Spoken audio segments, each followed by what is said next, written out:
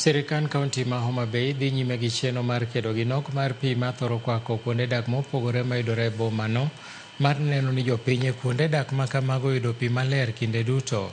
Chenrono motisi ni Last Mile Water Connectivity Project geto mar neno ni kuonde dak mantiere e alwora ma bomano duto yudo pi, kendo geto tieko nok mar pi ma thoro nene bomano ma thothne ikelo gi kethruok mag odundu ma keyo pi maler ne jopiny.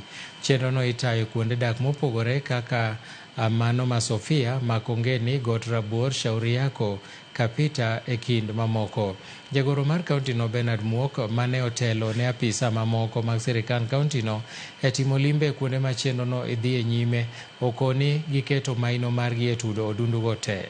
Estates mag Homa Bay mangima kwaluwo gima ne jatelo marwa Her Excellency Governor Gladys Wanga nowuotho kama e dwe mar achiel tarik 26 kanowuotho mong'iyo weche mag pi ma Homa Bay noyudo ka estates mang'eny ne nitie gi shida mar pi.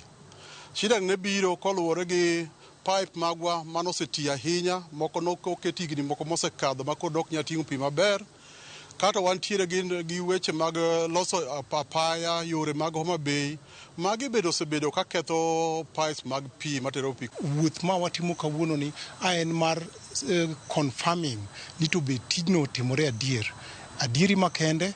Kichako Makongeni wachomo pi mo sani chopo nyaka hospital kama ne loso apaya no nochodo.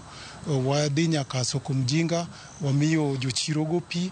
Area ma Shauri Yako, from lower Shauri Yako, middle Shauri Yako, nigi pi. Area mar Mbuni waketo pi e plot ka plot.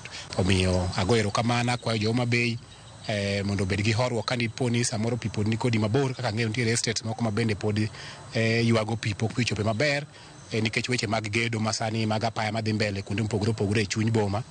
Wakwayo ni mondo gibed korwa gi horuok matin, gin bende wabiro chopo kuomgi machiegni.